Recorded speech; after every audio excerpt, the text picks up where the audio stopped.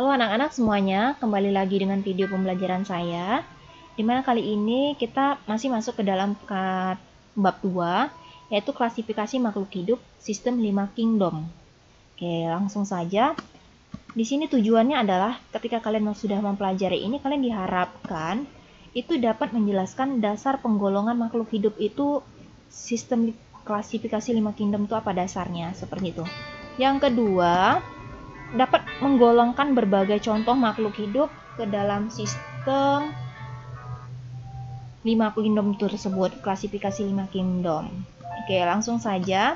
Nah, sebelumnya kan kalian sudah mengerjakan soal, di mana kalian harus menjawab mengapa kedua produk tersebut yang ada pada gambar ini perlu dikelompokkan. Jawaban kalian adalah benar, yaitu salah satunya bisa dilihat dari untuk memudahkan kita untuk mencari bahan-bahan atau yang kita perlukan. Kalau kita perlu buah, tentu kita harus datang ke pasar buah, kemudian atau ke bagian produk-produk buah seperti itu.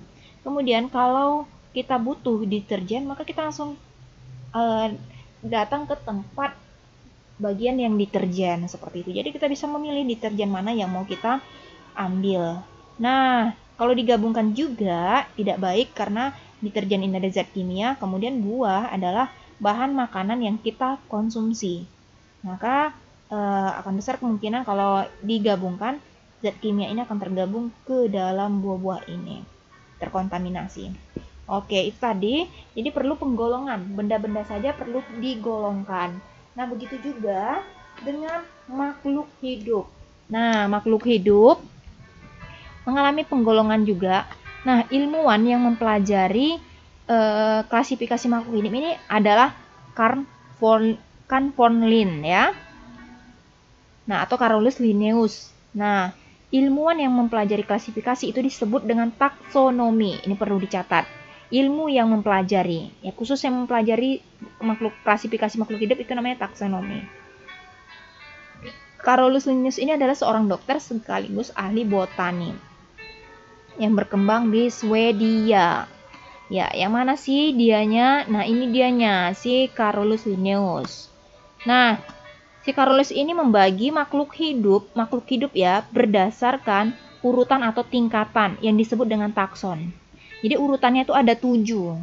Ya, taksonnya ada 7. Ini takson yang paling atas, yang paling tertinggi, yaitu kingdom atau regnum. Kemudian takson yang kedua adalah divisi. Kemudian takson yang ketiga adalah kelas.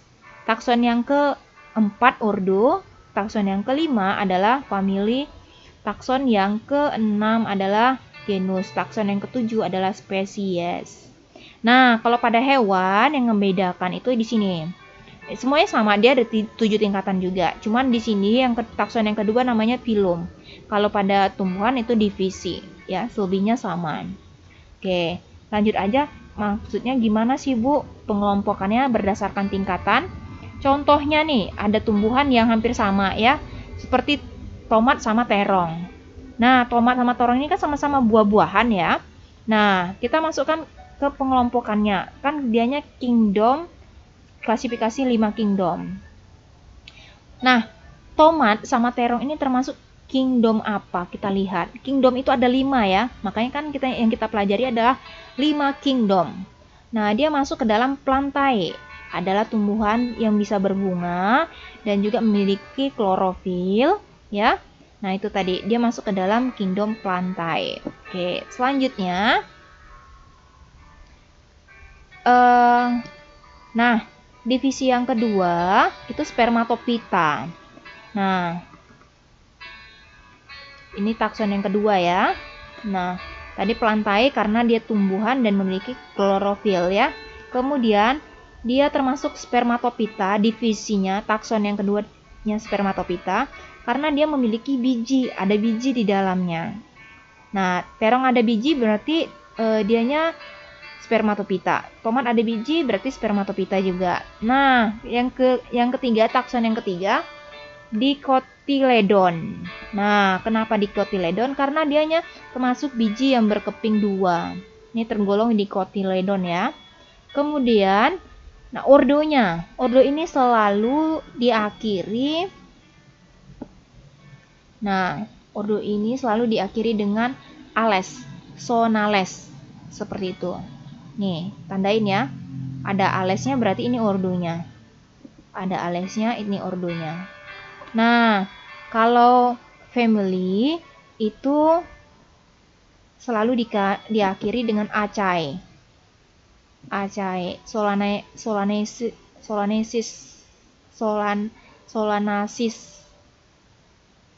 ya. Nah, solanasis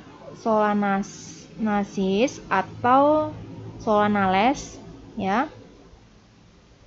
Ini termasuk, kalau solanales itu ordonya, bangsanya. Nah, solanales kenapa dia? Karena dia termasuk tumbuhan yang berbunga seperti itu. Nah, kembali kalau ke yang keenam, takson yang keenam, genus atau marga. Nah, marga ini selalu dapat kita lihat dari spesiesnya. Nah, sama di sini. Marganya bisa sama, ya. Solanum sama solanum, ya. Kemudian kalau di spesiesnya tentu berbeda. Nah, yang ini perlu kalian tandain. Di spesies selalu diikuti dua kata.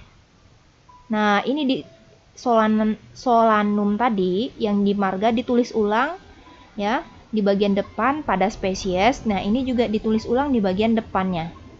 Sementara di bagian belakangnya itu adalah yang menunjukkan jenisnya.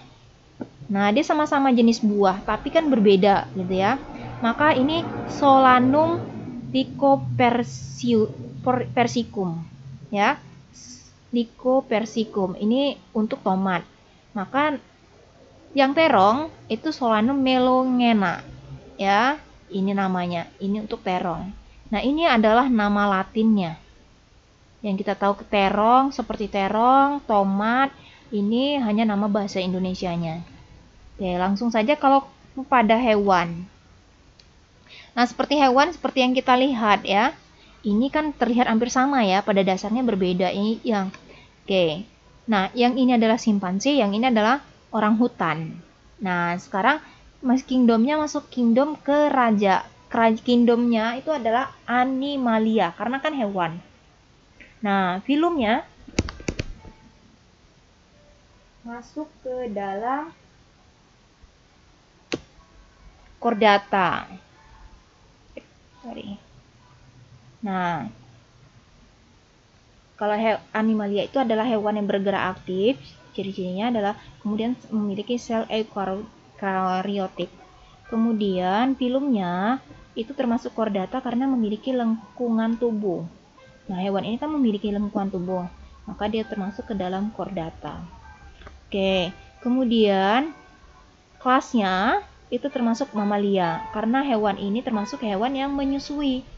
Kalau hewan yang menyusui berarti dia masuk ke kelasnya itu mamalia. Kemudian ordonya, nah ordonya termasuk primata, sama-sama primata ya, karena sama-sama hewan ini bisa memiliki pemandangan mata lurus, bisa melihat dengan jelas lurus seperti itu. Kemudian punya ibu jari khas, ada ibu jari seperti manusia ya.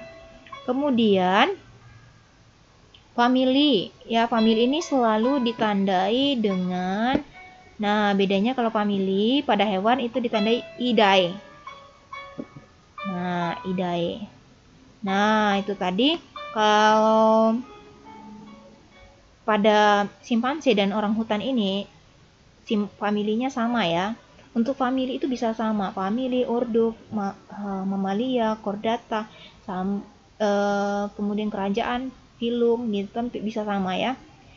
Perilaku sosial kompleks, postur semi gerak, karena termasuk hominidae, karena mempunyai bisa berperilaku sosial kompleks, yaitu bisa bersosialis sesama simpanse dan orang hutan. Kemudian kalau, nah ini sama juga marga.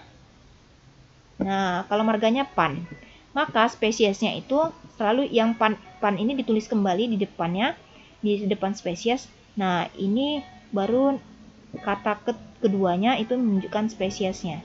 Jadi kalau spesies itu selalu ditulis marganya di depan, Pan Troglodytes. Nah, kalau spesies itu gitu ya, Pan Troglodytes. Nah, kalau pada orang hutan, genus marganya beda, Pongo. Nah, di spesies marganya yang kata pertama harus ditulis kembali, Pongo. Nah, spesies ini menyatakan spesiesnya. Maka untuk spesies atau jenis jadi harus ada dua kata. Pongo pygmaeus ya. Pongo pygmaeus. Nah, ingat spesies harus ada dua kata. Kata pertama menunjukkan marga, kata kedua baru menunjukkan spesiesnya. Oke, itu aja untuk penjelasan kali ini. Semoga kalian bisa memahaminya dan mengerti untuk kedepannya. Nah, untuk contoh nama-nama ini itu bukan kita buat sembarangan. Jadi sudah diklasifikasi oleh para ilmuwan, ya. Jadi ini bukan kita buat sembarangan, tapi lebih tepatnya nih untuk hewan dan tumbuhan itu sudah jadi ketetapan. Oke, itu aja. Cukup sampai di sini. Jika ada yang mau ditanyakan, silakan ditanyakan di grup pembelajaran kita. Sekian dan terima kasih.